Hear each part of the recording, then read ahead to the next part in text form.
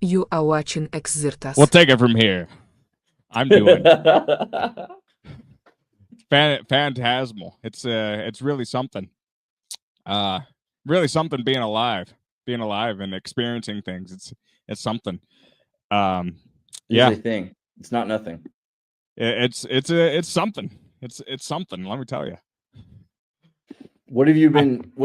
Is that in relation to an experience that you've had recently, or do you like? Because sometimes I'll do that. I'll just stare at my hand and I'll be like, "This is crazy that I can look at this. I can do that. I can do the other way. I can, like how crazy is that? Like right now, I'm gonna close my eyes.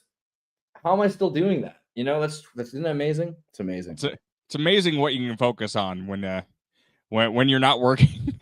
No, I'm not a jab at you. I'm saying I was last night. Yeah, it's weird having a regular person job, I guess.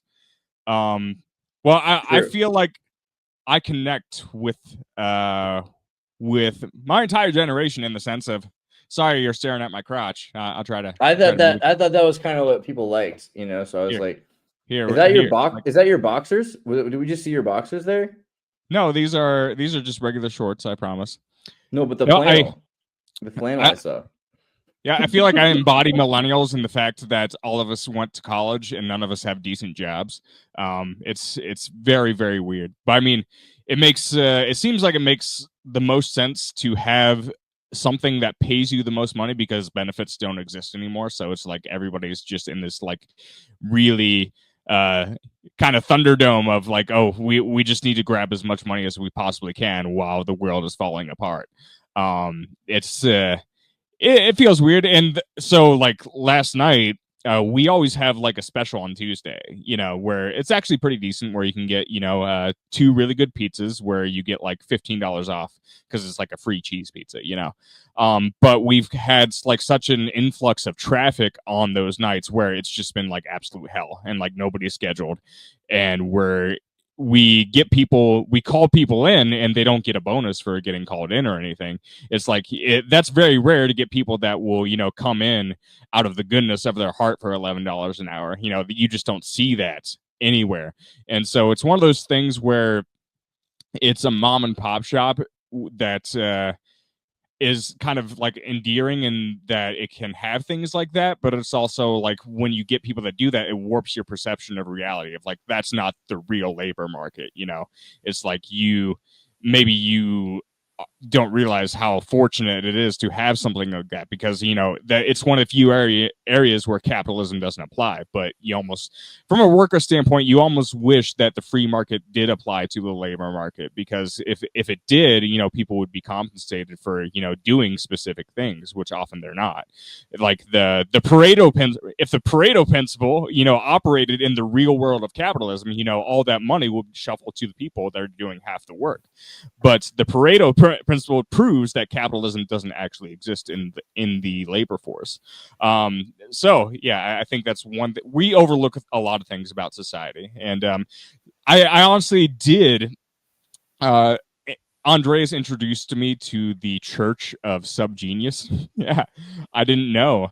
I read nothing. You didn't know about you were a SubGenius. You didn't know, yeah, but you are. Well, Yeah, you've been using that symbolism of Bob Dobbs for years, and I never I'm the free incarnation of Bob Dobbs. You we're can get we're all all of just your slack 3 times your slack or your money back. we're all reincarnations of Bob Dobbs. The Yeah, greatest salesman who ever lived. the It's greatest true. salesman. Like Bob Next to Bob Billy Dobbs Mays. actually he Billy was in an Mays, yeah. elevator. Billy Mays is incredible too. No, but Bob Dobbs was in an elevator. This is a myth, but it's a legend. He was in an elevator, I think in Kansas City, with L. Ron Hubbard, and he shook his hand. And ever since then, he had the power to sell snow to Eskimos in 52 different flavors, right? And just that's the truth of life, really, is like, can you sell and can you get people to buy something that they don't need, right? Or can you help people buy something they need that they wouldn't otherwise purchase, which is also, I think, more powerful. But yeah. What were you thinking about Bob Dobbs? That's awesome. Or SubGenius. I'm glad that you welcome to X Day. So yeah, Bob Dobbs is a totally fictional character, right? Yeah. Sort of. I mean, aren't you kind of a fictional? Aren't I kind of a fictional character? Like, what is that? Yeah, I mean, like, yeah. You know Bob what Dobbs so- is I think there Robert are- Anton Wilson might be Bob Dobbs. You could say. I think there is a place for like good salespeople. Like if you know, like in certain markets where you really do need like a specialist mindset for a certain product. And the idea is if your product is good enough and you just have extra specialists, have them like sell the product to people who need it. Like car salesmen, you know, like yeah, now they're scumbags, but at one point they used to be guys that like knew the cars to be able to explain to you and ask you, it's like, what do you need a car for? I think even nowadays a good car salesman will like ask you, it's like, well, what do you need a car for? Like, what are you going to use it for? Maybe that's too much for a consumer who just can't be bothered to answer more than yes or no. But I think a good salesperson could like meet the needs of their customers. You know, Bob Dobbs. Yeah. Sorry, Robert Anton Wilson was a brilliant man. Let's start with that. But he was also an editor for Playboy, and he did the conspiracy theories section at the back of the magazine, for the articles. And at one point he said, send in, people who read Playboy, send in all the craziest conspiracies that you believe in or that you've ever heard of, rather. And he compiled a book called the Illuminatus Trilogy. He compiled 3 books called the Illuminatus Trilogy. He also had a lot of other books after that. But let's go to the Illuminatus Trilogy. And he said, hey, this is just a book basically created of all of these conspiracy theories that I had sent into me that I learned about for over 10 years working at Playboy. And some of these are completely crazy. That's awesome. And some of them are probably true, but who knows which ones are which. And that just saying it like that made sure that he wasn't killed for pointing out. I mean, more and more, the older I get, the more sure I am that a lot of these theories that I used to think weren't true are the closest thing to truth that exists. Right. So, yeah, no, it sounds ridiculous, but I get you. I get what you're saying.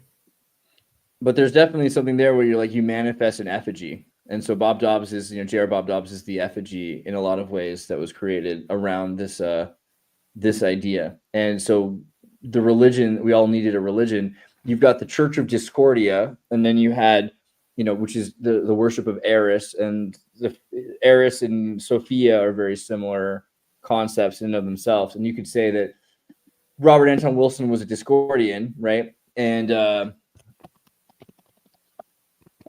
there's, let's see, Carrie Wendell Thornley, right? Carrie Wendell Thornley from the Church of Discordia, Lord Omar. He was actually interviewed during the JFK assassination trials, wondering about his relationship with a lot of people, Jack Rubin, but particularly with, the Lee Harvey Oswald. And there was about 19 minutes of the JFK trial, which goes into Discordianism, right? And like their depth of understanding of what it means to worship chaos and what it means to have kind of a chaotic alternative to wisdom, right? Because when we think of Sophia and Eris, goddess. Okay, so goddess of Eris. So you think about the fruit of knowledge, right? And so this idea that Eve consumed from the serpent the fruit of knowledge, and that the son Cain is the half brother of Abel, because Eve had a relationship with the seraph, right? With this like Shaitan, Lucifer kind of character, if it's the serpent. And so the reptilian spawn of Earth have the mark of Cain, right? That this is the half brother, the half son, not Adam's son, right? Lucifer's son, but Eve's son still. And Eris has this golden fruit of discord, which causes chaos and is this alternative to, maybe an alternative narrative about the fruit of knowledge, right? The fruit of knowledge causes confusion and sows discord amongst the people. But then we think about the goddess Sophia, and this is where philosophy comes from. So often people think it's a choice. Is it a choice to focus on wisdom, right? Because wisdom and philosophy, Sophia is wisdom, but love of wisdom means also a love of chaos and a love of Discordianism. And I think this is kind of the Janus of femininity, that there's the two faces of femininity, that we think of femininity as singularly violence.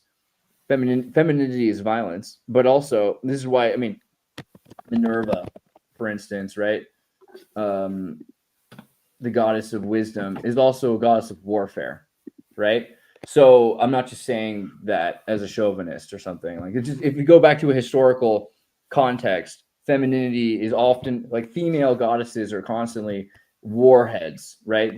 It's really war goddesses for most cultures are war deities for most cultures are goddesses, right? But also it's that they're both wisdom and chaos. It's not that it's Sophia or Eris. It's that Sophia and Eris are two sides of femininity.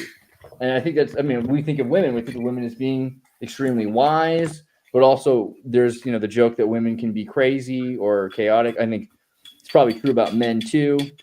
But we think of this idea of femininity associated with wisdom or associated with insanity or emotional irrationality, irrational absurdism, like these kinds of things that we kind of associate with femininity, right?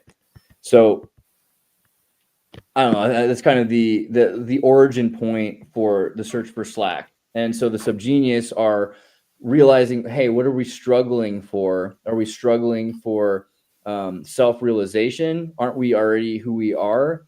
And is the goal to establish some sort of like working state on Earth? I mean, don't we already have that? So like, what is Zion? What is this return to Zion?